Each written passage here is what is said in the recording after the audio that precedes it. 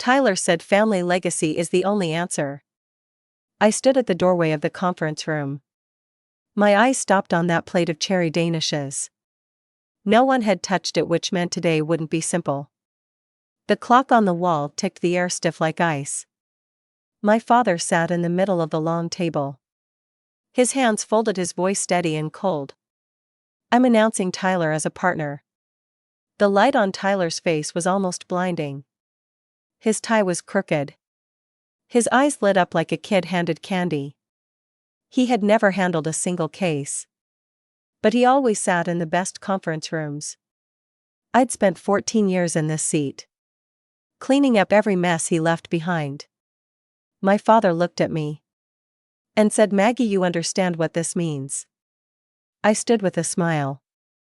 The hem of my dress brushed against the chair leg. Applause drifted through the air. I said, "Congratulations, Tyler." I gripped his cold, damp hand and pressed down hard. Tyler flinched a little. He whispered, "Thank you, sis." I could feel the tremor in his palm.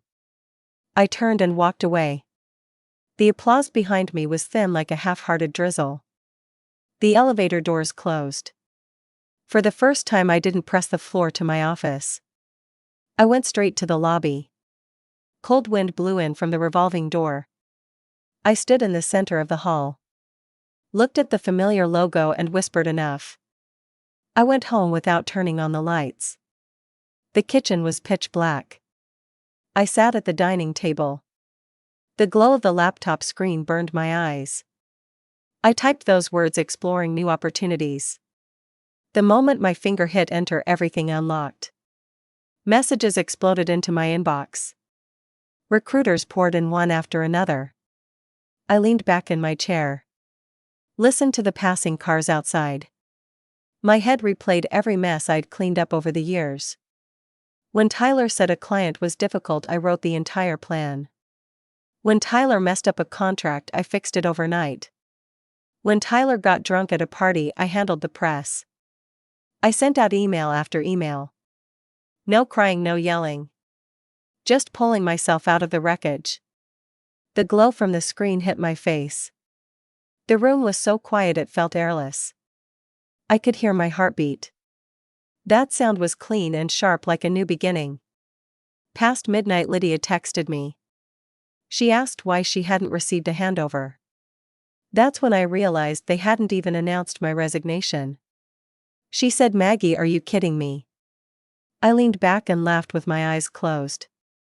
14 years wiped out with silence. The next morning, my father's phone was blowing up.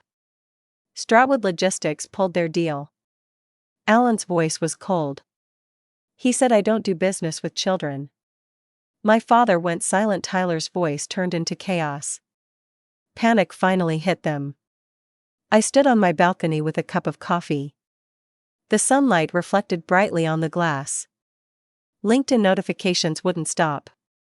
Everything was starting to shift. Alan invited me to lunch. We sat by the window. No small talk. He said, "Maggie, I don't do business with children. I only work with people who fix problems." He said, "I want you to lead. I'll give you equity and full autonomy." I watched his fingers tap the table. The rhythm steady like knocks on fate.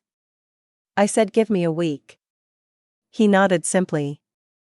I started sorting my contacts. One by one, I crossed names from my notebook. Kept only the ones who truly trusted me.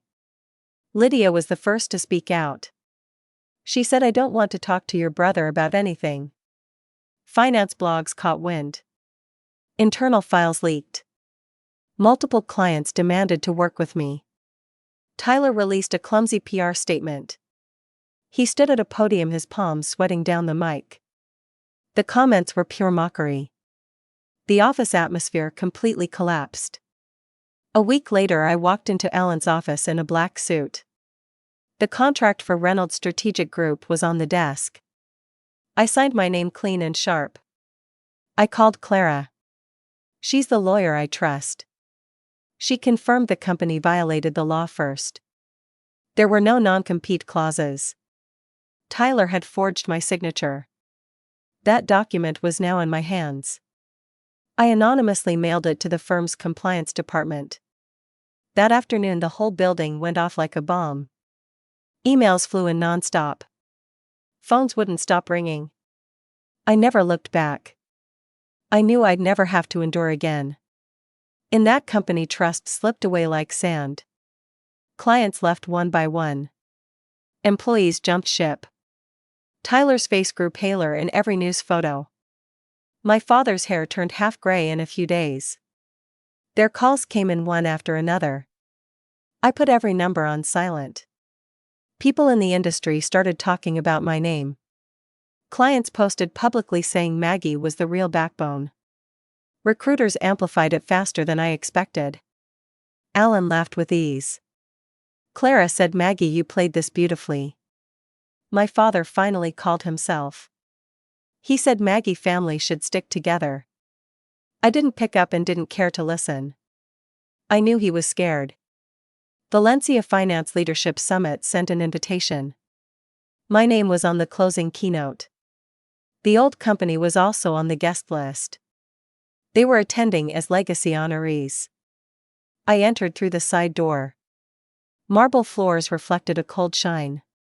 Tyler stood in the corner. His face pale, his eyes avoiding mine. My father gripped a water cup in the audience.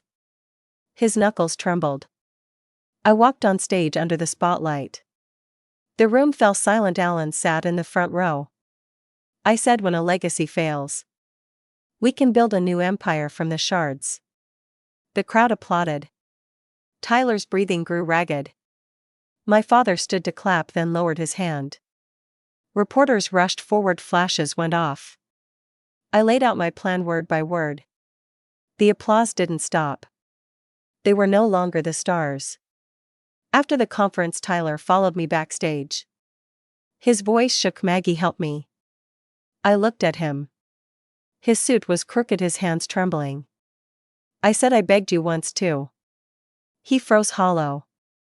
I turned and walked the other way. Outside, car lights lined up in rows. Alan stood at the door and handed me a folder. The next round of business had already begun. I held the file, my hand steady. My father's last message said, "Maggie, come home." I didn't reply. The wind swept through the street corner. My hair blew loose. I looked up at the office towers glittering in the night. Tyler waited outside my door that day. He didn't yell or curse. He just lowered his head and whispered, "I didn't know you'd go this far." I didn't answer. Later, their company was investigated. Evidence of forged signatures surfaced one by one. My father stayed silent before the cameras. Tyler's lawyer whispered frantically.